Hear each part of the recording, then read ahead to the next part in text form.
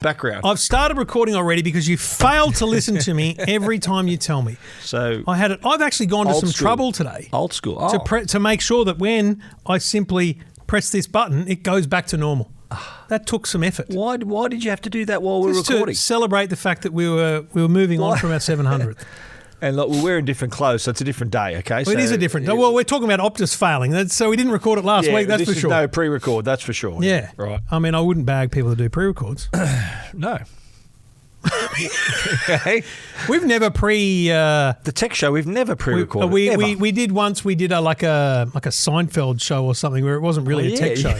Yeah. And one of our most popular shows ever. Yeah, funny that. So right, no, we never pre-record this show. But our other evergreen shows, we can. They may be banked. The movies, yeah, and EVs as well. We can get them in the stack them up. They may be in the bank for a couple of weeks. Yeah, just check our wardrobe. Anyone with a keen eye will see what am I wearing in the EV podcast this week. Definitely not this. No, 100%. But yeah, so you chose to change it live. I wanted to change it live. Go back live. But isn't it part of our workflows that we check things and make sure that everything's working? And you sound like the Optus CEO. We'll get to that. We'll follow it step by step. I just thought it'd be nice to turn it off live. Okay. The same way I turned it on live. I'm sorry that you didn't feel the same way. That's good, mate. I don't consult you for studio. Getting turned on live is not usually what happens for me. I understand. But, yeah. I do like this background, though, I will say. It was great. Today was a different type of day. We came here and then went on a little field trip. What about when I rang? It was a field trip. Amanda, I think, was at the shops when I rang her back while we were having lunch. And I said, sorry, you rang me while we were on a field trip because I thought that was a funny thing. What? She went, what are you talking about? We went to the zoo. And I think, you know those moments where you ring someone and they're not actually in a position to talk? Yeah. I don't think Amanda was in a position to talk, like she was clearly at the shops or something. And so I kind of heard her, I could hear her going, okay, I don't need to know all this.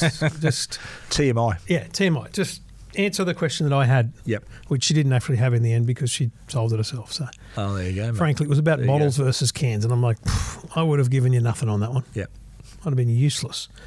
Anyway, wow. It's been nothing happening. So it's really, look, I'm not even sure we should do a tech show today. So we'll just do a pre-show for the whole time and just run with it that way. What do you think? Not much to talk about, eh? Nah, pretty dead day, don't you reckon? Yeah. Pretty dead week. But we, I've got a trip coming up and then we're going away together in a few, 3 weeks, 4 weeks? Just to qualify, we're on the same trip together. We're not having a little holiday.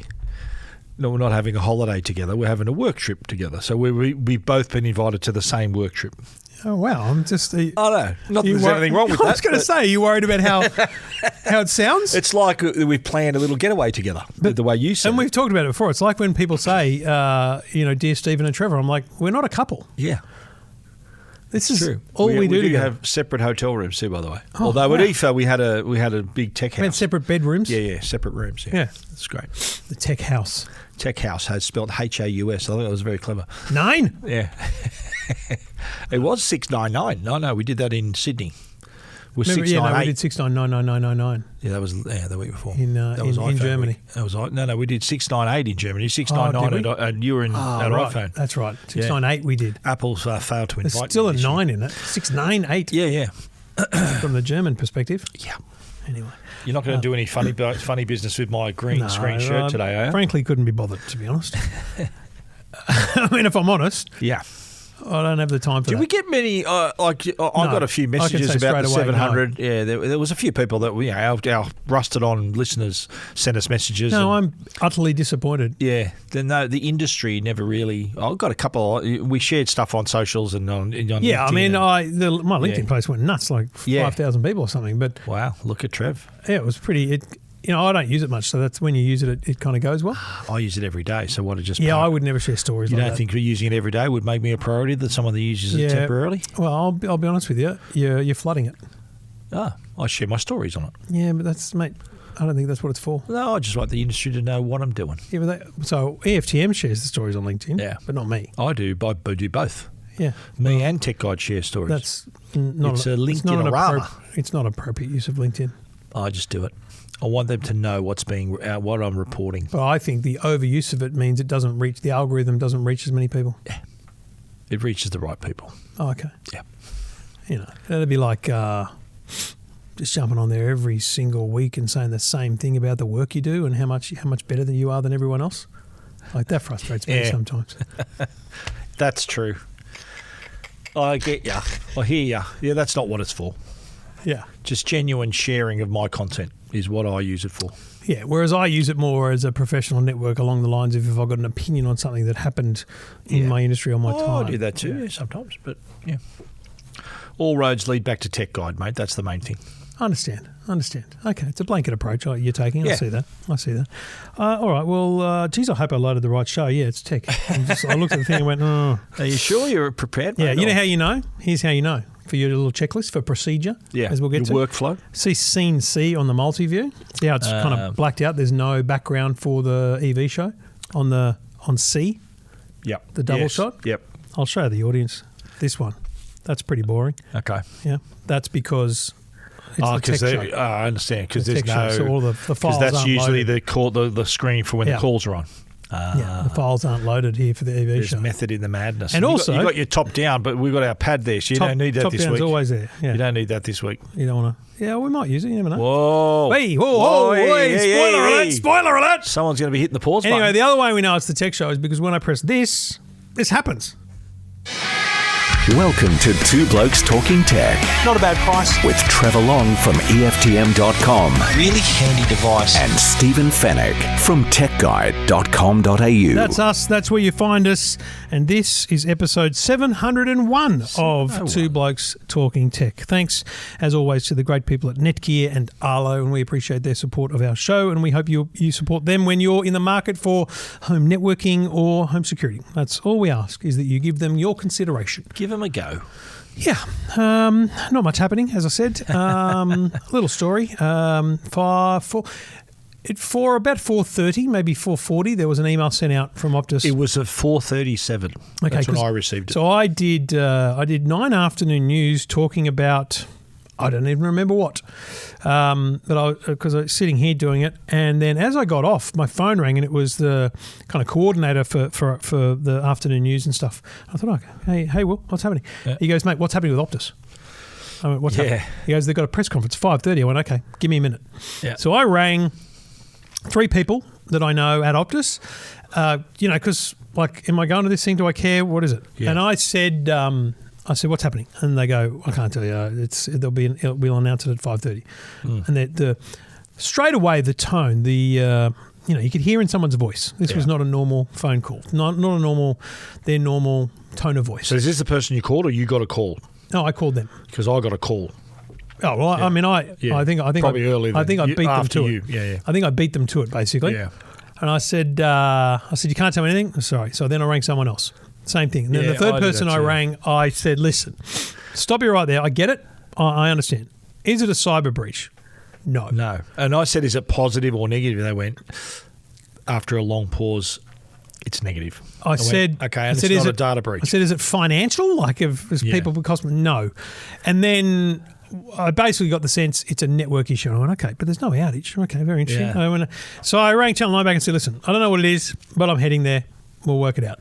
Yep. So I get there at like 4:45, and we go into this room.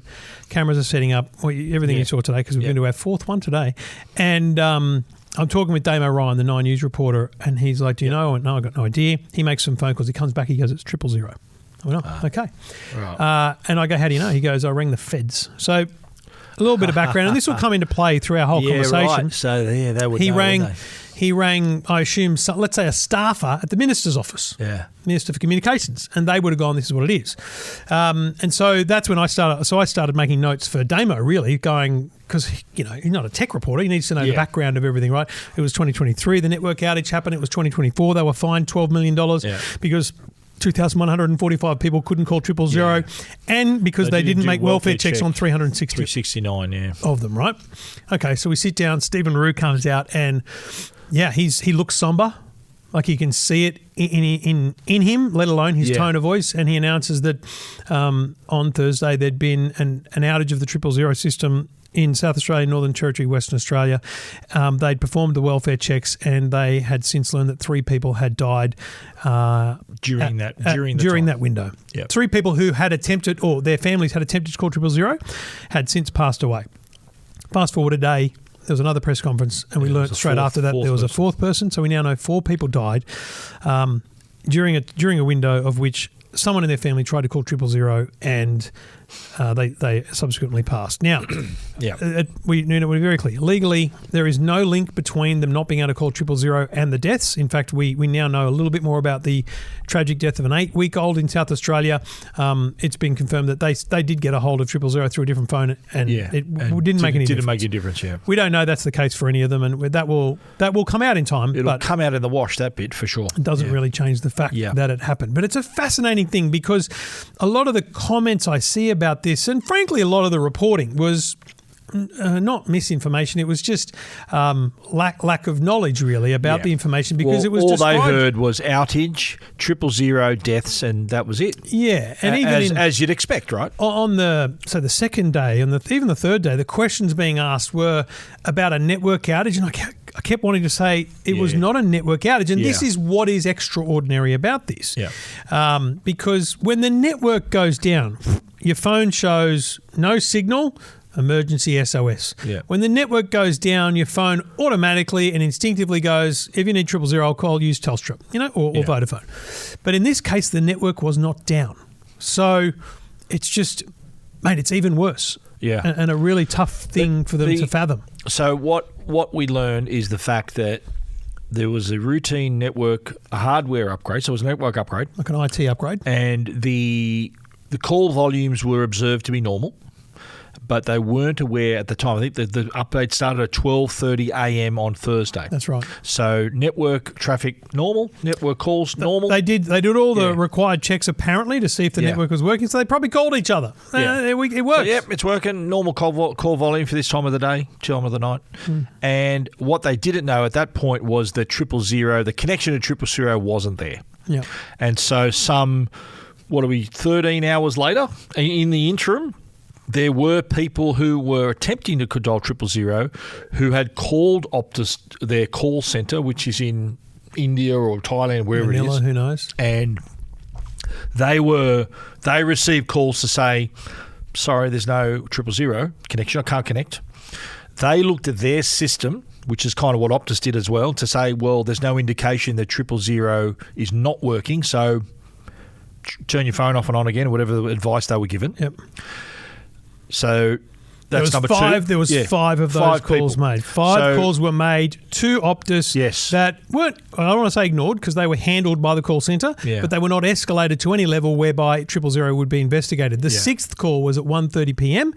And then subsequently the South Australian Police alerted Optus at 1:50, and we have to assume, though we don't actually have the timing, that around 2 p.m. the system was rolled back and restored, and everything was working fine. But the other critical thing that happened here was that there was no, well, I call it redundancy, but the actual technical term is camp on. So if you're an Optus customer and you got no signal through Optus, you can then divert to another network, Telstra or Vodafone, whatever the other network's available, to connect to 000. That camp on for nearly every customer didn't happen. At the time, we thought it was for all 600. Yes, that's right. Now, we can tell you that there's new information about that. It's a day ago as the time of listening to this, but we now know at the time of recording, because we just literally left Stephen Rue at a press conference, that 65 people out of the 631 customers who had attempted to call 000, 65 people did reach 000 by transferring to another carrier, and he confirmed to me that these was were Optus camping customers, on. so they tried through Optus and it did camp on. There was 86 of the 631 who eventually got through on the Optus network. Right. Which is interesting. As well. And there were 480 customers who did not reach 000 at all. But that still doesn't reduce the number of people who died, unfortunately. So there's still as we discussed in the car, it kind of makes it even worse. That is a 1 in 120 or 130 chance of... Wow. Because we discussed fatality. the 2023 outage, which there were 2,195. 2,145, I think it was. 2,145 people who couldn't connect to Triple Zero. And even though 369 of them weren't welfare checked, I'd say we'd know if there was a death. Yeah. So in 16 hours in 2023, no deaths. Not one death. Yet this In one, 13 hours, less people, shorter calls. time, less call volume, 3 people. So it's just 4 people. 4. So it's just the whole... It is the roll of the dice went against them statistic, right there, really, isn't it? And Yeah. my question is, how? Like, we're going to talk about sort of what they think happened and the human error and all that sort of stuff. But how many times could this have potentially have happened to another network and they've just got like we said before, 16 hours, no deaths. How many times has Optus and even potentially other networks thought, oh, geez, we haven't had a 000 connection for 10 hours, and no one died. They went, okay, let's just keep that to ourselves, shall we? Yeah. Do you reckon that's a possibility? I think it is, because what I've argued to people who've tried to dig into this is, look, you got to think about this a little rationally in terms of what do you monitor as a telco, right? You monitor individual towers. Have they got power? Are they transmitting back to base? Is the network actually all operational? Yeah. Green light, red light, orange light, right? Yep. Are all our towers showing connections to customers? Green light, orange light, red light, right? And so there's a status to their network. And I don't truly believe, it's all well and good to say in hindsight that you would do this, but I don't truly believe anyone would assume that if your network is operational, your towers are up, and normal phone call volume, everything appears to be normal fine. phone call volume is okay, that you would have any secondary monitoring to check just on 000. Yeah. Look, hindsight's 2020, folks. Of course, congratulations to all the people who say to me in the comments, well, they should have been monitoring the call volumes to 000. That's a great idea. Yeah. And I bet you every telco is now doing that. Absolutely. Yeah, there would have been some engineers from other networks on Friday night going over every single part of their network to ensure that they weren't in the news the next day.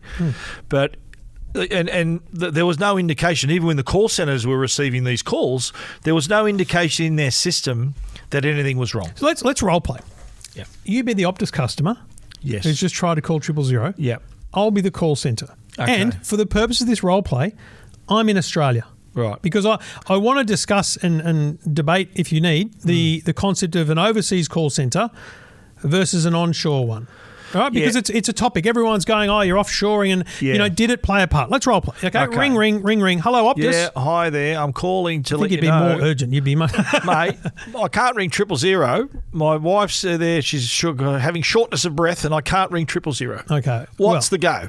So you're saying you can't ring? Does it connect you at all? I ring 000, no connection. Okay. Nothing. What signal are you seeing at the top of your phone? Any service bars? It says emergency SOS. No, it wouldn't. It would have said Optus. 5 bars. There you go. Because remember, the Optus network was working fine. Working. Okay. Well, if and I've also, got you just called me. Yeah, of course. Yeah. You're on the phone to me. It's working fine. So what does it say at the top of your phone? Have you got any signal? I've got 3 bars. 3 bars. It says Optus? Yep. All right, I'm going to obviously, if you can do this on another phone, we can talk again. But if you can turn the phone off and on again, and then try. Yeah. Right. So that's because during that period, what the call center staff is doing, they're looking up. Okay, let me check. They're looking up the network status. Yeah. No red light, no orange lights, all green lights. Everything's all green. Network connected. What suburb are you in, sir? I'm in Adelaide Hills. Yeah. You're in Adelaide, mate. Come on, it's happening in Adelaide. Okay. Yeah. Your role play skills are horrible. I'm in Perth. Okay, let me check your suburb. The local towers are all online. Yeah. Like they could have spent 5 minutes digging into this issue, determining that at the Optus level, the towers are on, the network's on, calls are being made. Look, try again. Let us know. That might have been what they said. Because I said this in my podcast. I rang years ago after a massive storm ripped through Sydney. My internet was down. I rang the Optus call centre and they said, "Oh, everything looks fine." I went, "Mate, it's not." Because there's made a massive storm. And I said, "Where are you?" And he goes, "I'm in India." I went, "Okay, well, weather's pretty good there, eh?" He goes, "Oh, very hot." And I said, "Well, mate, there's been the massive storm here. You wouldn't know that, would you?" Yeah. And their system was saying then, "Oh, it's all fine." But it's like a timing thing. I went to go onto the M2 motorway today and the traffic looked bad. So I found my way back. Waze was fine. Google Maps, it was all fine because the accident happened 4 minutes earlier. Yeah. But actually, 5 minutes later, road closed, Gone. and all the maps said that. There was no indicator to me at that time that there was a problem. There was no indication to the Optus call centre staff that there was a problem. Yeah. So they effectively handled the call appropriately. Yeah.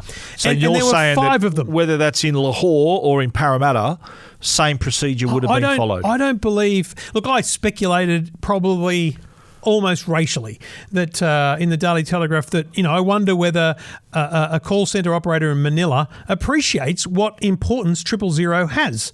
It's just a phone number. They would, yeah, they would. Do they? We don't know. Well, we need to hear the calls to really understand that. So we've got to remember too that these are call centre staff. These aren't engineers. No. These are call centre staff who follow scripts. Oh, you're ringing up about this. Let me have a look here. Okay, have you done this? Have you tried this? Check network status. There's not really a think on your feet, think for yourself kind of attitude required there, isn't it? It's more, okay, let me check my systems. My systems are okay. And you know what? No blemish of them. They're checking what they were supposed to check. Yeah. And that's the reason why they're trained the way they're trained. They could check the system. If the system says it's fine, it's fine. So to blame the centre, like although you would think, how many calls went through there? 5? 5 calls got through. How many people in that call centre? There's like 2,000 people in that call centre? There could be. So those 5 calls would have gone to 5 different people. You got to assume. And would those 5 people have thought, well, I wonder if anyone else received the same call like this? They probably didn't think that, right? No. So look, I know that's what I mean by hindsight's 2020. But in reality, the calls, I think we're going to be shocked by the independent report here. It'll show some disastrous things that happened, but I think it'll show that call centre did nothing wrong. Yeah. In fact, it's Optus's, and they're now learned, and I bet you Vodafone and Telstra have learnt the same thing. Yeah. Any call, this is what Stephen Rue has implemented. Any call to the call centre that mentions 000 must get escalated. Yeah, right. Right, and then that person's going to escalate it to the point where someone actually checks that it's working. So the call centre, how I'd imagine it, the call centre received these 5 calls, and there's no log to say, well, hang on, there's something in common here to say. Like imagine, right, if they got 5 calls from Maroubra about the internet being down and their systems were saying that it's fine, if they had 5 calls from people from the same area, would that have made them think, well, that's an anomaly? So you don't know how quickly the system in the customer service system would pick that up. I don't know. Well, in this case, there's 5 people calling to say they can't connect to 000, and it's a great system. The system doesn't say, "Oh, I'm sorry." They're only as good as the tools in front of them, right, and the system in front of them. So, if there had have been some way to accumulate to aggregate the called subject of the call, someone like a manager would have said, "Well, hang on, that's the 5th call we've had about 000. Yeah, what do you reckon we check with someone?" So there's 2 things. I reckon it'll be fascinating to see how AI plays a role in the updated call centre protocols, because AI, just by analysing the reason for any call, could alert people to a trend there, right? And just to hark back to our interview with Stephen Rue a couple of months ago, right? That was the question I asked about the call centres. People don't like, they can't understand people sometimes. It's very frustrating to have to call someone like that. And his answer was, well, we need to get down to the point of why they're calling. And then he mentioned AI and all these other things. So, and even today in the press conference, which we'll get to, he was pretty adamant that this is a process, not a call centre issue. This was a process issue. But in actual fact, it is a process issue in the call centre too then, if that's the case. I don't think he's suggesting it's only a process for the engineers who made the fault. I think he says that so there's 3 processes that I can think of that they've got to rejig because they failed. Firstly, the network engineers, and we believe this to be Nokia, the third party that run their network operations centre and essentially all of their network infrastructure. Stephen Rue made it very clear there's a 3-step process. The first step is to divert the calls. They didn't do that. Simple as that. Yeah. They skipped a step. That's what happened. Yeah. Someone stuffed up. The second process is around notifications. And we'll get to the parliamentarians whinging in a minute. But, should they have notified a state premier beforehand and all those kind of things? That's a question to be asked. And thirdly is processes in call centre. How do you find out about these things quicker? Absolutely. And process that information because, your customers are they're your eyes and ears on the network, aren't they? Yeah. Your customers, they'd have probably a better idea of you than your system would because they're on the ground. They're there. So they copped a lot of flack from people for having a 5:30 p.m. press conference, which didn't start till 5:45, by the way. It was late. And it made for a very difficult 6 p.m. News bulletin for people. But here's my understanding, and I'll be defensive of Optus in this sense, but I'm happy to be wrong if the independent report timeline suggests otherwise. The event happened. Let's say it was resolved at 2 p.m. Thursday. They've got to download call logs from towers all over those three states urgently and determine how many people tried to call 000. Let's say that takes 2.5 hours. So by 4 o'clock, 5 o'clock in the afternoon, they now have the list. They start the welfare checks. Yeah. They probably can't do welfare checks all through the night, so that continues through to Friday. Yeah. Sometime on Friday morning, they're like, we're going to have to talk about this publicly. Yeah. I think someone said, let's finish the welfare checks first. Now, we don't know when they found out about the first death. Was that at Thursday night they found out or Friday morning? But that's probably the point where they went, man, we're going to have a press conference because we can't hide behind this. And so then they thought, if there's one death out of the 200 calls we made, we better keep calling. So they called another, 400 people and they found out about the 3 deaths.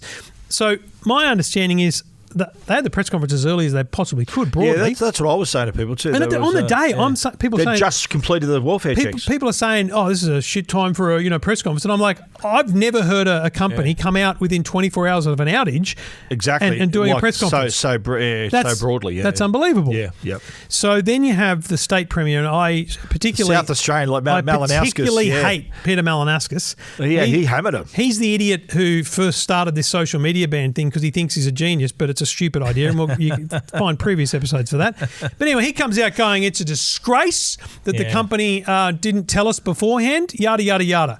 Now, the only good thing that Peter Malinauskas has said is that Optus was not giving full details to the police to check on the people who died or to talk to their families. Yeah. They apparently only gave them suburbs.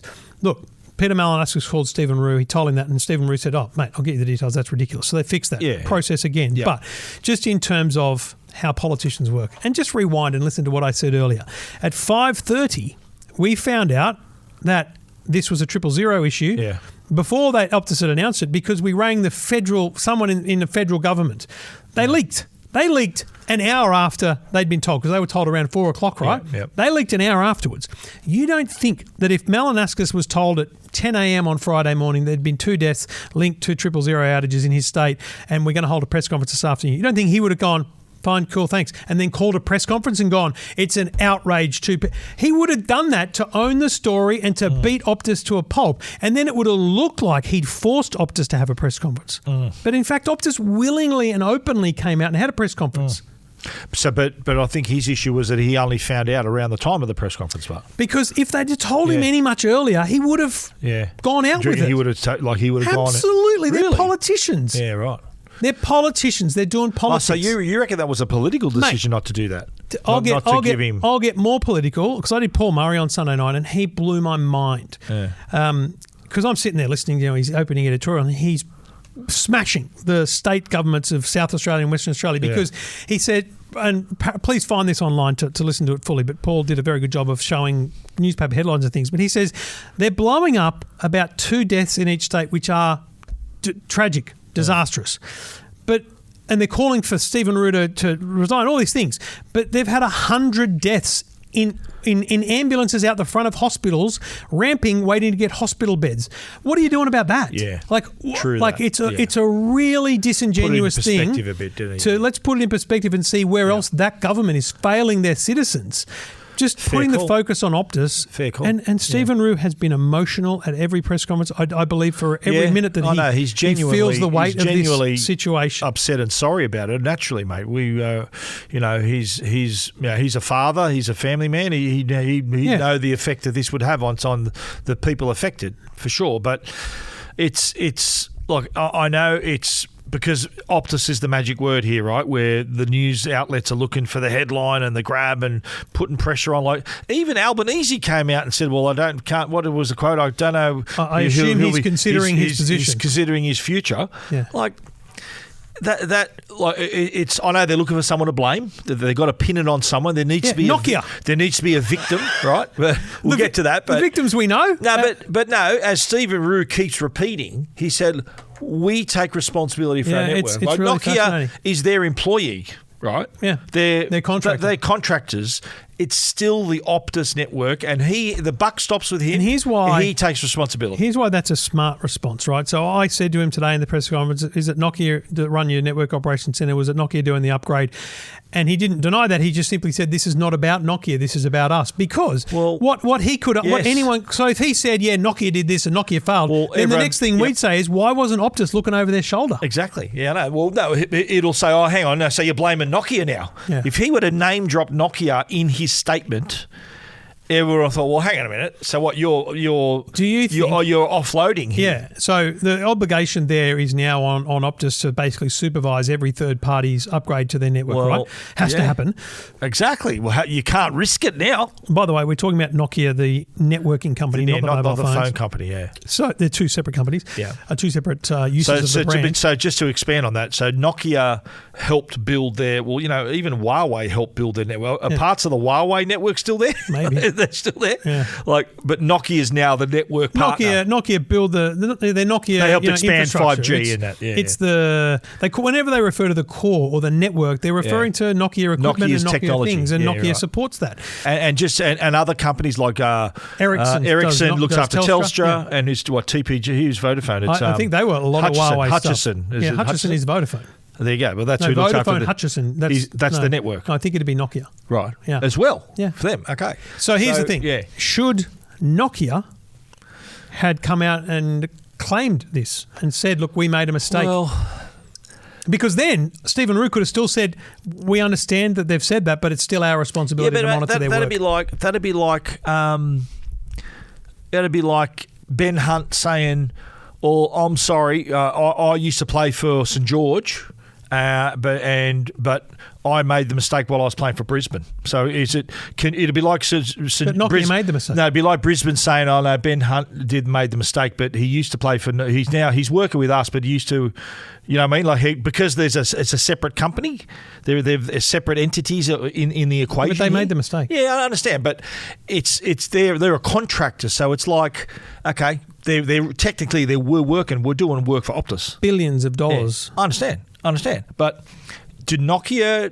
I don't think they take responsibility. They're working on they're contracted by Optus doing the work for Optus. They failed to take the first step, which was divert the calls.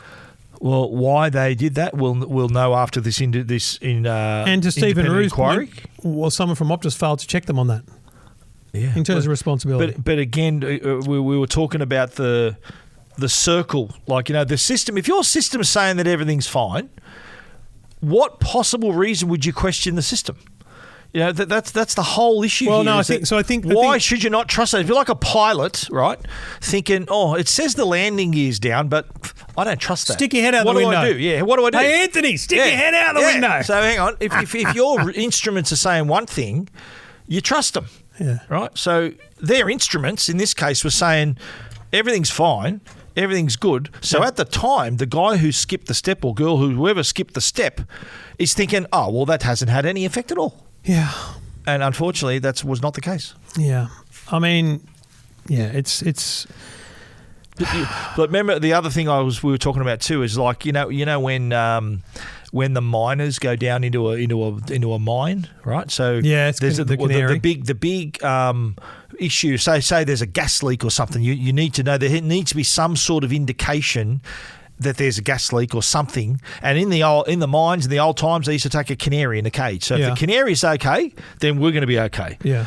There's no that they had. You can trust in the mine case. You can trust your eyes and ears and your nose. Yep. But the canary is the definitive test to see if there's a gas leak or something wrong. So what's the canary in the system for Optus now if they can't trust their own system? So how many systems have to check other systems? And that's the challenge, right? How, as I said, I don't believe anyone is truly checking 000 independently of the network.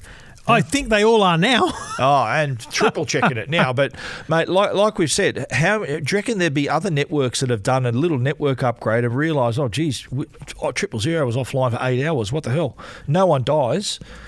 They're all fine, and no one mentions it again. Yeah, I'm hoping that's not the case, but it's this: who checks the checker, and who's going to check the checker of the checker? You know what I mean? So it's a vicious, endless circle of where does it stop? Like the question that you asked about Nokia, he goes, now is Optus now going to have to look over Nokia's shoulder? Well, someone could ask, well, who's going to look over Optus's shoulder? Yeah. In that case, but where does it end? So how many levels of redundancy do you need? But this all goes to, mate, there's only so much you can plan for. Yeah.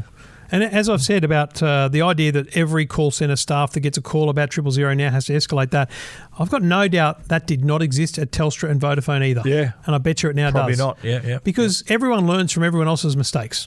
Yeah. Like, fundamentally, that's how you learn things. That's a good segue into... We, over the weekend, did a lot of TV and a lot of radio about this, and TV journalists seem to be asking the question about, well, hang on, it happened before.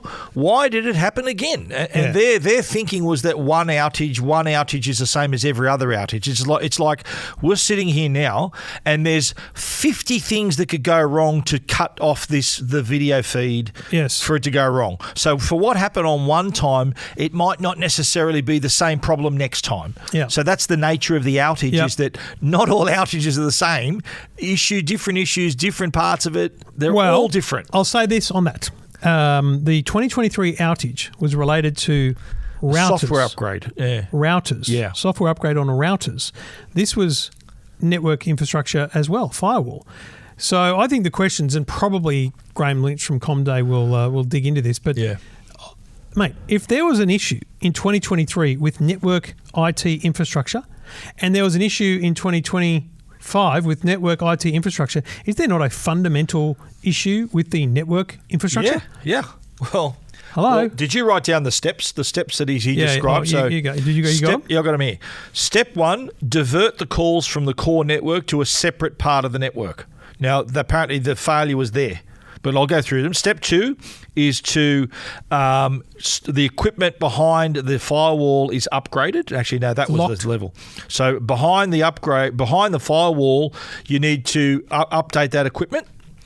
Step 3 is then upgrade the firewall to match the equipment with it. And then step 4 is unlock and redivert the traffic back, so get everything back to normal. And they literally failed at step 1. So step 1, well, I wrote here step 2. The firewall he said was the step diversion 1. was what they didn't do. They divert the calls from the core network to a separate part of the network. They diverted just the normal calls, not the 000 calls. Which they failed to do. That was part of it. Yeah, they did it. They locked the network. They did the upgrade. They unlocked the network. Yeah. But they didn't have to redivert because... It says the first step was not followed. Yeah. He said that this has been done in the past. It was successfully completed in the past, so it's been not the first time. It was a deviation from established process. Yeah. Someone stuffed up. Yeah, and why did the 000 calls not divert? That was because there was a deviation in the process. Yeah. The exact words are used. We'll take a quick break and then we'll unpack kind of the individuals involved, like Stephen Rue, and we'll think about what might happen next. A little bit of speculation on that front. This is Two Blokes Talking Tech. And we do it all thanks to the great people at Netgear, netgear.com.au if you want to check them out. And I got to tell you, I was reflecting on the NBN upgrade, the great speeds we're all getting now, and the equipment you can put in your home. And I don't think I'd really understood how affordable Wi-Fi 7 technology could be. The Netgear Nighthawk Wi-Fi 7, it's called a BE3600 dual band Wi-Fi 7 router. At JB Hi-Fi right now, it's $259.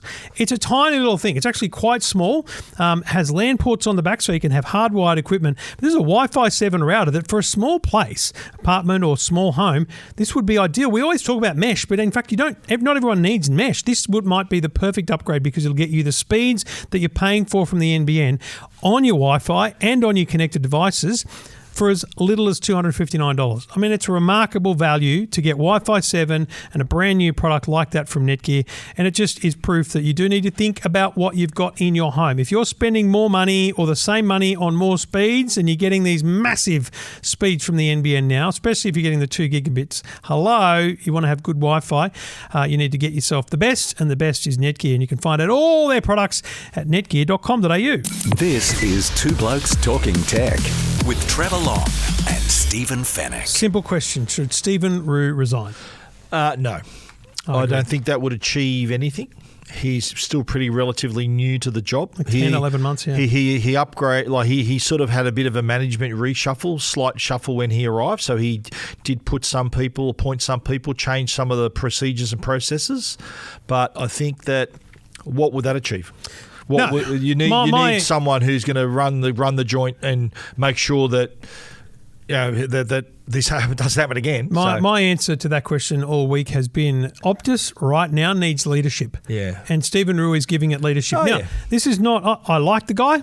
Yeah. I broadly know him personally. We've met him and interviewed him. He seemed lovely. Yep. He's a good bloke. Yep. But he's also a very good leader. He's led the NBN through tough times and big times. He led the Melbourne Storm as chairman through some rough times. He's a leader. Yeah. And the company needs a leader. When you're in a crisis, you need someone to set the course. He's what they call, Godfather fans will appreciate this, he's a wartime consigliere, which means that he's when it's tough, you want that bloke on your side. Look, we'll know in 12 months and more whether he truly is the leader of a wartime like this. Yeah. But the way I look at it is this, and fortunately the people I've talked to in the media haven't pulled up my past in this sense, but I've been very open about it. Yeah. I and we called for the resignation of Kelly Bayer Rosmarin quite publicly, quite openly. I found all the articles where I did that, and the first one was weeks after the data breach. And the reason I called for it then was because she was failing to communicate with the media. They were failing to just answer simple questions from the media, and they had not communicated customers for 3 weeks after the data breach. Yep. And to this day, they never called the 10,200 people whose names were published on the internet by the hacker. No, that's a her leadership solid fail. Yeah. was appalling. Yeah. And then it went on through the network outage with a similar vibe. Same they did approach. a little bit more talking, but not enough. Yeah. Their communication was poor. They didn't say anything for hours, did they? Well, they couldn't because they couldn't call each other. Yeah, no, but they had like Telstra SIM cards. They didn't. Yeah. That was their problem. Yeah. They struggled to communicate. And frankly, one of the teams that has been completely overhauled by Stephen Rue is the communications team. Now, you can argue whether a 5:30 press conference is a smart thing, whether a daily press conference is a smart thing. That's obviously a strategic decision they've made. Yeah. But they've let's just say, it's pretty clear they're overcompensating for last time. Correct. Totally overcompensating. Correct. Yeah. You know, they're two different things. Kelly Bayer Rosmarin and her resignation was not because she was a woman. It was because she was a crap CEO. Yeah. In a time when she may have been a great CEO when things were sailing smooth, but when those oceans got rough, that's the real she test, struggled. Mate. When the going gets rough, the tough get going. And that's why I think Stephen Rue sticks around. And that's also why I think it's just ridiculous that a state premier would call for him to resign. Or the Prime Minister even questioning it. Like, what is it, like, he'd be used to people calling for his resignation, Albo anyway. They ask for his resignation all the time. But it's like the media is trying to look for a scalp. They want to say, right, we've had a result. There's a victim here. We can say, right, you're punished. And it's see you later. Kind of fascinating that he hasn't even nominated Nokia as a scalp. He's literally just going, we take accountability. We take responsibility. I think, as we said, I reckon him not mentioning that, it's kind of the network is still his responsibility. It's still an Optus issue. Yeah. Whether Nokia or Huawei or Ericsson, whoever it is, they're working. You take responsibility for your network. And that, kudos to him. He could have mentioned their name in passing to take some heat off himself. Yeah. Hasn't done it. Yeah. The other question he got today at the press conference. Well, hang on, let's stop you. We'll get to that. There's two things I think Stephen Rue could be doing the better. Yes. The first one is the question of leadership. So let's role play that. I'm the journo, you're Stephen Rue. Okay. Why shouldn't you resign? There's been plenty of calls for it. Well, I believe that I'm probably the best person to lead the company in this crisis. I've had experience with my other jobs with the NBN and the Melbourne Storm. I'm a crisis player. I know that we need to follow a certain procedure and ensure this doesn't happen again. Yeah, bottom line, my advice is to him is to just say Optus needs leadership and I am the leader. That's just use those words. Yeah. But the second question, and you be Stephen Rue again, and this was, I think, a bit of a fail. Yeah. Was he was asked by Mark Burrows, because there was a couple of journos going, well, customers, Mark Burrows just went, mate, can customers trust Optus? Absolutely. We endeavour every day to provide the best possible network for our customers, the best possible service for our customers.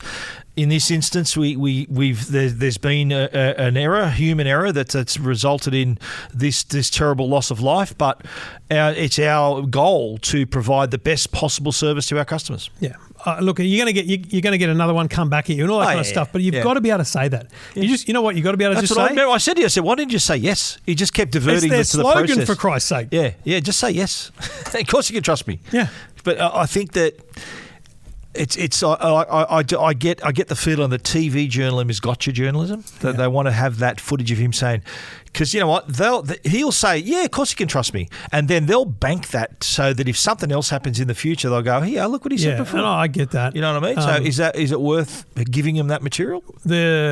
Yeah, I mean, I think in the end, that's the way he needs to come forward with those things. I think he's sort of he's on the back foot a little bit. I think he needs to come a bit more front foot. He's now after 4 or 5 days, he's got to be more front foot. Yeah, I agree. So then, do you think that this will affect Optus customer numbers? Because here's my view, and we talked about this a bit in the car. I got no doubt that they're talking about call volumes earlier. You know, you can track the call volumes; they're different. Yep. I think the number of new sign-ups in the last 4 days has probably been lower than normal. Probably dipped a bit, yeah, maybe. But I don't think anyone is going, right, I'm out. See you later. Nah, I don't think so either. Yeah, I don't think that either. Someone asked that question today. Yeah. Someone asked the question. He said this is not about customer have you numbers noticed customers? And he batted that off as well. But as I said to you, I said, if he had said, no, we haven't noticed any drop-off in customers, the journo would have shot back and goes, oh, so what, you're checking customer numbers instead of doing your welfare checks, are you? Yeah. Would that have not been the result? You can check customer numbers, but you can't check 000's working. That would have been the reply. Yeah, 100%. Yeah. It's a lose-lose. Dan if you do, Dan if you don't. Yeah. It's a tough road to travel, that one. So when asked about the kind of people moving or leaving, I said, listen, I have no doubt that, like, my mother-in-law, you know, has serious health concerns, and, you know, there's no guarantee we won't need an ambulance tomorrow, right? Yeah. So she got a home phone and she got a... I would say I want to make sure they've got phones on 2 networks at the very least. Do you know what I mean? Yeah. Because I think that if you're an Optus... I read this is not a laughing matter, but I did giggle. I read the paper on Sunday, and there was a 2-page spread on Optus, and down the bottom there was a story from a guy who tried to call 000. Yeah. So, you know, he had a heart failure with heart attacks or whatever. Yeah. And there were 4 people at the home, and they all tried. They were all with Optus. And I went, that is statistically amazing that all 4 people at the home were with Optus, right? Wow. Because that's just the way it is. But look, if you had a heart condition or something like that, you might second guess them right now. Okay? You'd have a landline. I'd have a landline. Yeah, but the landline's relying on the NBN and might fail at any point ananyway. But it's 2 separate networks, though. Like, it's 2 separate paths. So this goes to the greatest article I've ever written at EFTM.com, which is how to outage proof yourself, right? Yeah, right. And in this modern age, every phone from the last 5 years has got eSIMs, right? Yeah. You know, if you're an Optus customer, you need either a Telstra or a Vodafone eSIM. If you're a Vodafone customer, you need a Telstra or an Optus. And if you're an Optus customer, you need Telstra and Vodafone. It's possible, if you're with Vodafone or Optus, to get a $5 Aldi SIM card that will last 365 days. It's just there if you need it. Only if you need to make a call. Only if you need to make receive calls. You can receive calls for free. Yeah, right. No worries. So have a little... so you can give your family that emergency number as a backup. Yeah. And if you need to make a call, 000 doesn't cost anything. Yeah. You can switch over to that network. And it's as easy, when you're dialing a number, you just choose which SIM. Like... You know what? I did it the other day, and we'll do it on the top down just for giggles. Is this going to show your number, mate? No, it won't. So, you know, I'm about to dial a number. Well, let's do 000, right? But no, it's got someone's phone number coming up there. Well, look out. Just. It's not mine, is it? I'm going to need to edit. Have a look. I'm going to need to edit that. Uh-oh. Wow. Put the camera on us, mate. You got the camera on the table right now. I'm going to have to edit it anyway. It's, the suggestions are unbelievable here. Let's just... Why don't you hold it up? No, we'll do that now. I've got it there. So when you're dialing a number, you simply choose at the top which line to use. Okay. So if 000 wasn't working on Vodafone, I just go, right, I'm going to use Telstra. So it's that simple. You choose over here. These are your choices. Choose them at the top. Yeah, right. And it's as simple as that. It really is. And so now to be clear, Aldi does not have eSIM. but as of next month they will. Right. Now, a Telstra. MaySim who's on the Optus network, you're a Vodafone or a Telstra customer? That's my other question. Sorry, while you're on a MaySim, if you're a MaySim customer, could you have connected? Because that's Optus too. You were there, mate. You should have asked him. Yeah, like a MaySim. A MaySim? I don't know. I would say yes. Because it's the Optus network. I would say they don't have their own network. So you can get an MaySim SIM card for $15 that will last a year. Yeah, right. And Vodafone have a pay-as-you-go for $45 a year.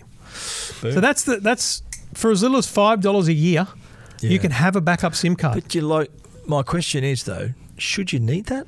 We shouldn't need that. Yeah, but we shouldn't need that. No, but there's no one that can guarantee this won't happen again. How many people listening right now that drive a normal car, like EVs don't have a spare tyre, right? How many spare tyres should a person have? One. Maybe. How many people do you reckon carry 2 spare tyres in case they have 2 flat tyres in one day? No. Nobody. So why should you have a backup SIM in case something that is probably never going to happen again after this going to happen? No, but hang on, stop. You're talking about Triple Zero. I'm just talking about network outages. Yeah, I suppose. Optus was down for 12 hours. Telstra's been out for a time. Vodafone's been out. If you're worried about that kind of thing, I got my landline, mate. All good. You can give. Yeah, but you're out and about. You're not at home. You want to call and say pick me up or whatever it might be. Yeah. You can give people the second number and not pay a cent to receive calls on that number, and you've always got it there as a backup. Well, I suppose if you're like personally, I wouldn't bother doing that because I'm not. It's not like I'm a doctor. I'm going to perform heart surgery on you to save your life or anything, right? Personally, I wouldn't bother. Yeah. If you're someone who needs to be on call and maybe you are a surgeon or someone that needs to be able to be contactable and you can contact, then perhaps might be something to think about. Yeah. All right. Well. But no, good idea. Great story at EFTM, eh? You wrote it. You called it the greatest story you've ever written at EFTM. It's a lot of effort put into it. Research and everything. Wow. So I mean, it was just an answer to a question I was getting a lot. How can I avoid it? How to avoid it? Yeah. How do you avoid it? People, I don't think 1% of people are going to do that. Nah. But I think a lot of people. There's definitely people who go, well, I've got to have an option. Yeah. Fair call. Like, you know what? Like, God forbid your mother-in-law needs to ring 000, then she needs to have all options open. I want them to have. Do they have a landline? No. No. Mate, okay. I don't want to break it to you. You're in the absolute minority. Like, I got my VoIP line, mate. Less than friggin' 2% of people. Why? I don't know why. It's free. It's not free. It is free. It cost me $0 because I only receive calls on that line. It cost me nothing. Most people don't want a landline to not make calls. Okay, I make a call have a landline to receive calls, but if I need to make a call on it, not many people are on the radio like you. If I make a call on it, I make a call on it. Yeah. Most telcos charge $10 a month for that kind of service. Yeah. But no, I'm with Aussie Broadband, and this is $0, and I only pay for the calls I make. So, giddy up. Yeah. It's cost me nothing. Yeah. He's also carrying a hanky. Listen to Master and Commander this week too. You'll know why we'll even use the hankies in our pockets. In terms of being out of touch with reality. Hey, mate. Landline and hanky. So, mate, you're the one. There it is, mate. There it is. So he's only got that because he sweats a lot. If I got to sneeze, no, I'm all good. If I got to sneeze, I'm sneezing here. If you got to sneeze right now, where are you going to sneeze? In your hand? Just going to let it out all across the room. Oh, catch it in, mate. What are you talking about? So you just like most people block their nose when they sneeze. Well, they cover there, but then what do you do with all the snot on your hand? No, you block your nose and you sneeze into your head. You'll kill yourself. You won't kill yourself, you idiot. How do you block? You've got massive problems. No, but how do you block it in? Like, you shouldn't have. That's not healthy. Blocking it in, mate. Boom, you get in the hanky. I'm telling you. You're such a strange human being. I'm telling you. Honestly. It's like you are from the 40s. And you know what? If my wife needed it for some reason, for makeup or something, I'll go, here you go. Did she go, how much snot's on this thing? No, it's not usually, mate. It's normally just there as a safeguard. It's very rarely used in that regard, but it's good to have it. It's like Optus, mate. It's like Optus. It's good to have it if you need it. If they're going to have a safeguard, a backup, it's good to have that in your pocket. Just bringing it back to the subject, you know what I mean? So take your word for it. Look, So what next now, mate? What's Optus's next move? How do you reckon? We should mention the fact they've appointed an independent. What was her name? Kerry Schott, who was on Mark Burrows. Very, very intuitively recognised her name as the woman on the board of the NBN that appointed Stephen Rue as CEO. Yeah. So she was one of the board members that voted him to become CEO. She is now going to be the independent investigator for this incident. Yep. And Stephen Rue said, look, she's quite capable. Kerry Schott's currently director at AGL, chair of the Carbon Market Institute and chair of the Competition Review Panel for the Australian Government. Mate, she can find a chair. These appointments follow a long career in the privatisation and infrastructure area for both government and investment banking. She was a managing director at Deutsche Bank, executive vice president of Bankers Trust of Australia. She became CEO of Sydney Water from 2005 to 2011. Wow. Numerous board positions, including chair of Moorebank Intermodal and director of NBN. So they're not backwards in going forward about it. Yeah, absolutely. She's done a heap. Yeah. So I think she's more than qualified to do this investigation. Yeah. That's Kerry there on the screen. I didn't see that. Yep, she's doing great. She's looking great. She's been around the world a couple of times or maybe more. And she's got experienced. She got a doctorate from Oxford University, mate, and an Order of Australia in 2015. Wow, she's smarter than the Prime Minister. Not hard. Yeah.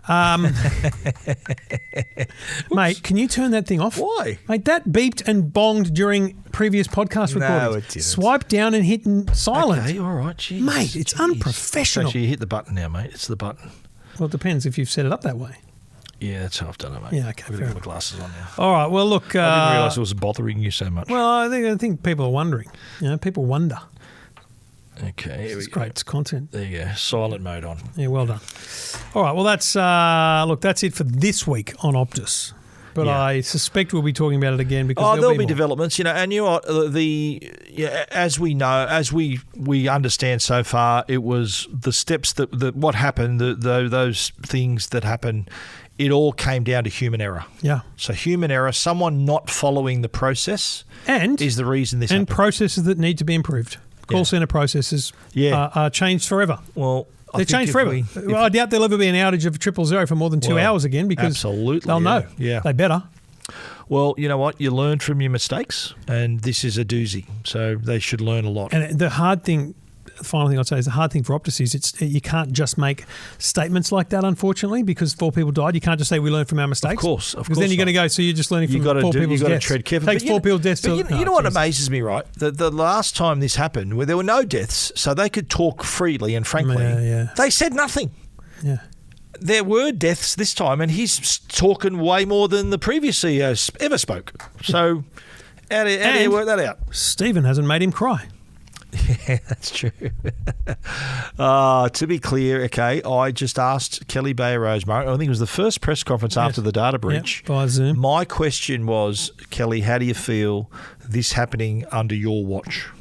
And she sort of broke down, and that was the news. That was 6 o'clock news led with Optus CEO breaks down. And, because Trevor saying, you made her cry. I went, I didn't mean to. As we were walking into Optus on Friday, I was walking in with Damien Ryan. He goes, is this the woman that did that stupid interview with me about the barber shop? Yeah. I went, no, it's a different CEO now. Because remember, he was the one that sat down one-on-one with her. Yeah, that's right. And he said, well, what about this disaster. barber that couldn't do? And she goes, well, I can't. He should have just, That was a I don't know. I train can't remember wreck. what she said, but she said something like he should have just, She couldn't accept payment. accept cash or something. Oh, it's like, mate, God. what are you doing? Oh, my God. Talk about out of touch. Oh, my God. It was bad. That was a train wreck. That was probably the Prince straw. Andrew level train wreck. That was camel's back stuff, that one. Wow. Yeah. Yeah. All right, 2 Blokes Talking Tech. This is Two Blokes Talking Tech with Trevor Long and Stephen Fenech. 2 Blokes Talking Tech is proudly supported by Arlo, and Arlo is in the game of security cameras. And you know what? For 3 days, or a couple of days left, you can get 30% off everything, up to 30% off everything at if you shop right now till the end of this week. So there is some time, but even if you don't make that sale, they do have a bundle and save section of their website as well, which offers similar discounts. So if you spend a certain amount, you get 10% off. If you spend a bit more, you get 15% off. If you spend a bit more, you get 20% off, which is pretty good. And they're always having these offers and sales. So if you are coming into the market, if you want to buy an essential outdoor camera or an Ultra 2 camera, you want to buy a group of cameras, you can buy group packs, multi-packs, where you can set up your whole home at once if you don't already have some cameras. You may install a doorbell camera, so you can answer your door from anywhere in the world, talk to that person, and also receive smart notifications if you are subscribed to their secure plans, which we highly recommend. So Arlo is here for you to give you peace of mind, to keep an eye on your place, whether you're home or not, and to provide them at a discount. If you want to include, if you're fast enough to join this sale, 30% off, or if not, you can always have their bundle and save section of their website for you to group together that purchase and save some money. Check it out at arlo.com. Everything about tech you never wanted to know. This is Two Blokes Talking Tech. So Meta Connect was last week, which is Meta's annual event where they talk about devices, essentially. We were both invited to, by the way, and we both declined. I would have been divorced because it was my wife's birthday and I'd been away for 2 weeks. Yeah. This is where they've previously launched things like Oculus things, even Metaverse things, but also the Meta Ray-Ban glasses. Now, the original Meta Ray-Bans were great. I bought the second set because they're amazing. I love having the cameras on. They're awesome. Trevor loves going down the beach and filming people, don't you, mate? That's inappropriate, Stephen. They've since launched like Oakley versions of these, and then at Meta Connect they launched a pair of Oakleys, more the traditional like sweep around style Oakleys for cyclists with the camera in the middle. Which looks really cool. What do they call the Vanguard? I don't know, because it's not a big deal. Because they track. They also get the metrics for your tracking, for your cycling you can and link running. them with a Garmin cycling system. Pretty amazing. Central camera. Very cool. But Cyclops. Just a small incremental change. And the Meta Ray-Bans have also been improved with better battery. Better battery, better camera. But the real product of this event were the Meta Ray-Ban displays. Now, these have same features, except they also have a little tiny projector, essentially, which projects information onto the lens in front of you. I call it a heads-up display for your glasses. Google Glass in Ray-Bans. Yeah. And so I think it's in the right lens. Yeah, and it's offset. Yeah. So like think of it, the best way I can describe it is anyone who's got a heads-up display in their car, so you can see still looking through the windscreen, you see your speed and all that information. So imagine that in a pair of glasses. Yeah, and so things they talked about are things like messages coming up. You can have a FaceTime call or a WhatsApp video call with someone. You can see them. I don't know what they're going to see, what you're looking at, I guess. You just see what you're looking at. But there's also this band that you put on your wrist, and using this band, you can just do gestures to navigate the whole thing. In fact, system. Mark Zuckerberg put his hand down on a plinth or on a desk and was kind of writing a message as if to write letters, and it wrote back. Wow. Hilarious presentation, because he tried to do a video call with one of the executives and it didn't work. 3 times he tried and 3 times it didn't work, and it was hilarious. But mate, they're hideous. They're a bit thick, aren't they? A bit. They're you know when you see those people who are just in the fashion world and they're wearing big, chunky glasses? Yeah. That's what these are. It's but like worse. brains on the Thunderbird. Worse than brains. Yeah, do you know what I'm talking about? Yeah, 100%. Yeah, solid, thick glasses. But really thick. So these are not like the Metas that we have today with the They kind of look like them. Yeah, they're a bit but chunkier. They'd be 2 to 3 times the thickness. Yeah, and so. No Aussie release date as such. No. $799 US price tag. So we're talking about $1,400 like product over here. $1,500 by the time you get through everything else, right? Do you reckon they're going to release them here by the end of the year? Don't know. But you know what? I reckon so many uses for this. Like the one that stood out for me was live captions. Imagine you're hard of hearing and someone's talking to you and they're just like reading subtitles about what they're saying. That's amazing. It is amazing. Same thing for translation could work that way. Yeah. And another idea was playing golf. Imagine being able to look at the hole and it'll tell you, you got 60 yards to the hole. The wind's going this way. That'd be amazing. I'd buy that tomorrow if we could do that. Another simple one is just navigation, walking the streets. Yeah, exactly. Yeah, you're walking somewhere in a foreign city, you don't know where you're going. Yeah. You can still enjoy the moment, but not having to look down to your phone because it's all up here. Interesting. Now, I know Zuckerberg stood up and he's been quite vocal, obviously promoting his own products, but he's also quite critical of Apple. Have you noticed that? He really rips into Apple any chance he gets. And he was typically vocal after they released the Vision Pro. Yes. because they had the Quest 3, right? So, and theirs is like a sixth of the price of Apple's one. And I think his last rant against Apple was that, no innovation. They're not innovating. Since Steve Jobs passed away, no innovation, nothing doing.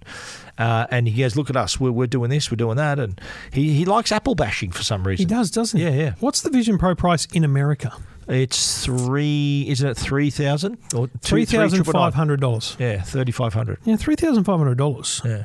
Compared to a pair of glasses that simply project information. Yeah. I actually think you're talking about some pretty expensive stuff, Meta. Yeah. Well, like people bag the price of Vision Pro. But the thing with it's this, a remarkably different product to this. Yeah, no, I agree. But the Vision Pro is not really something you take out with you. No, of course not. Right? No, they're not. But you have to look at this is designed Vision. to be out in the world. But if Facebook or Meta went from Oculus down, and they still have Oculus, but then spurred from that things like the Meta Ray-Bans and now the Meta Ray-Ban displays, then you have to imagine Apple will do likewise. Yeah, I think Meta's beat them to the punch here, though. Oh, for sure. I think this is a product that Apple should have released. Remember, Apple didn't invent the MP3 player. Yeah, true. Yeah.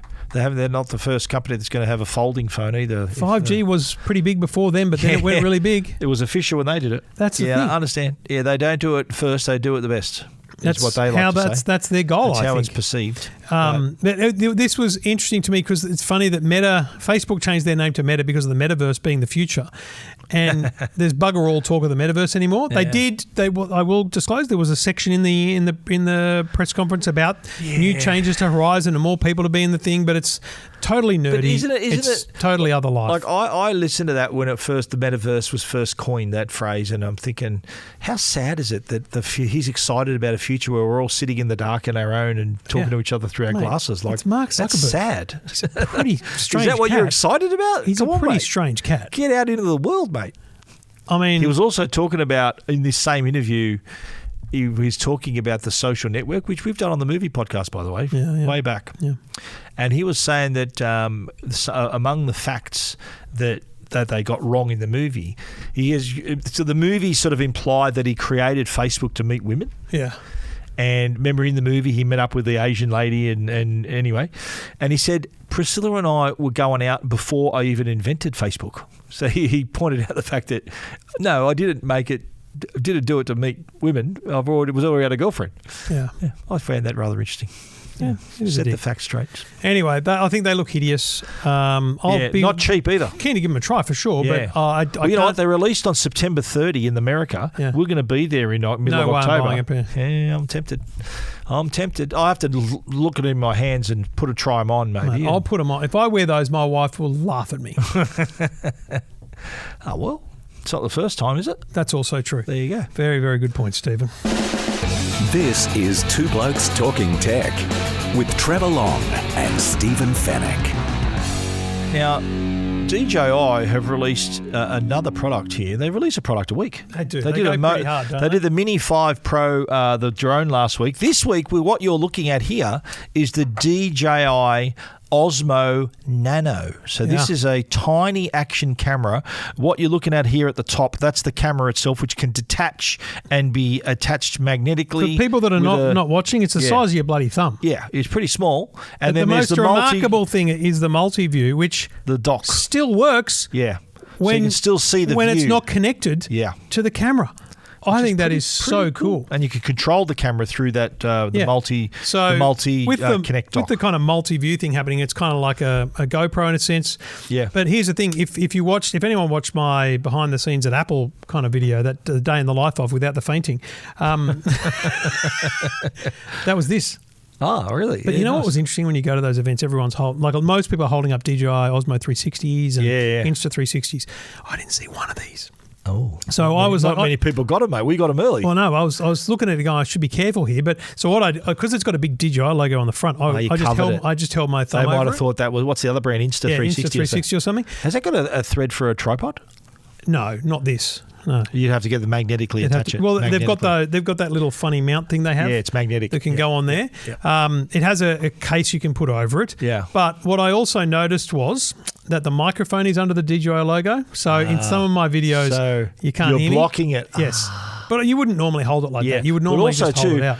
the camera itself has I should go the other way. Has it got it's a memory, so you're shooting onto a memory within the camera. Yeah, so it's like the Osmo 360. No SD card. There's required. no SD card. The SD card's in this thing. So look at this. I'll video this and try and remember to edit it in. Given I've got to edit the bloody show now. Yeah. Because of that phone number. This is the quality. Is that 4K? What are you shooting at? 4K? I've got no idea, mate. I just turned it on. That's the great thing. You just press a button. It's so small. And it's on. I'll hold but it's also quite a wide perspective. So when you want to do like the kind of video you do like this on your phone, you actually do the same broad perspective. It's quite a close shot. I can see what I'm shooting here. Oh, that's who's that handsome? Oh, it's me. Wow, that must be taking up a lot of the screen. You're massive head. Big head, big brain, mate. It's pretty cool. Yeah. It's pretty cool. There you go. Yeah. I love it. Mate, I'm a big fan. So it's like $529? $549, I think, from memory. I think you'll find it's $529. Okay. $529 for the standard combo. So and I don't know what you get. 64 gig for the 64 gig and 128 gig. $589. So think of it like a phone. You buy the camera with more memory so that it films to the memory and then you connect it to the multifunction dock. I didn't realise you could put the multifunction dock the other way around as well. Of course you can, mate. Hello, multifunction. But then you can also then the dock itself. This thing here has the SD card, micro SD card. That's in my personal space, mate. So I think a nice little camera. It's very cool. I do like it. There's like a lanyard you can wear, and it magnetically attaches to the lanyard. So have you got the headband? No. Oh, see, I've got the headband. I would never wear that. That's the stupidest thing ever. Yeah, I don't think it would. But it would magnetically attach like this. Imagine doing that. Yeah, you'd be like a miner. Yeah. But mate, I just think it's remarkable that the screen doesn't need to be attached. And it's got, what? It shoots 4K at up to 60 frames a second or 120 frames per second for slow motion. Yeah. And it also has all the rock steady. So all the other features of the bigger action camera is packed into this little thing here. Honestly, it was pretty impressive. Yeah, it's great. Yeah, I had a good fun with it on that day. Very easy because it's got a reason. By the end of the day, it was saying, dude, battery. Yeah. But I just need to plug this in to charge it. Yeah, exactly right. This has got battery in it. It's like headphones. You plug it back in the charging case. Yeah. But really simple, way to... Yeah. Because the thing about vlogging is it's kind of, I don't know, obtrusive to hold a big camera out and stuff, whereas this is like, hey, we're just at the pyramids, whatever. I like that. You're at the pyramids. Because it's going to be, I think you would argue it's better quality than a smartphone. Camera, right? And the fact that you could put it, or that there's a lanyard that's got a magnet. You put it here, so you could walk around with it. It's sort of like your POV as well, rather than having to hold it. You can just attach it to yourself, to your hat, to your head, Should whatever. Have my headband. That would have been and cool. Even good too if you want to put it in the car. So if you want to film yourself in the car, much smaller, so easier to mount it, not as much weight. In or out of your car. Mate, I think. Obviously, this is yet another. The Osmo 360 was a massive response to the Insta360. This is a response to the Insta360. Yeah. They have a similar camera because one of the things I've seen a lot of is they're cute as hell, like a little 5-year-old or 4-year-old with this kind of clipped onto a camera, and they walk around and it's just their day, and they're so cute. They talk to themselves. People and stuff. attaching it to their pets. Yeah, so you can have it on your dog's or your cat's collar. But like a little toddler's point of view is the wildest thing. It's so cute. And it does connect too. If you've got the DJI microphone, so if you want more professional mics, you don't need a receiver. That's the receiver. Yeah. You can just plug on a mic as well. Yeah. Very cool. Very 500 nice. And what do we say? 520. They make some good stuff, DJI. Like their Osmo, the Pocket is the Osmo Pocket 3 that I use. That's my go-to thing to film when I travel. I use that to film stuff. Yeah. They've got some pretty cool gear, and their drones aren't bad either. Exactly. I just They're doing very well, DJI. Magnetically attached. Yeah. And they've got so many products they launch, haven't they? Don't they? Yeah. Microphones and drones and cameras and everything. Yeah, they're not mucking around. Yeah. All right. You can check out details of that on our websites, I'm sure, over the weeks ahead as we review them. But, Stephen, that's a wrap.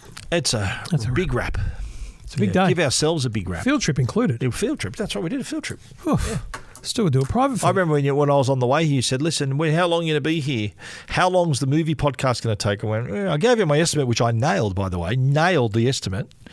And then we trotted off to Optus. There we went. Yeah, so we had to do like a bit of homework first, and then we did the Optus part, then we had to come back and talk about it. Done deal. Yeah. All right, mate. See you next week. Take care. This is Two Blokes Talking Tech.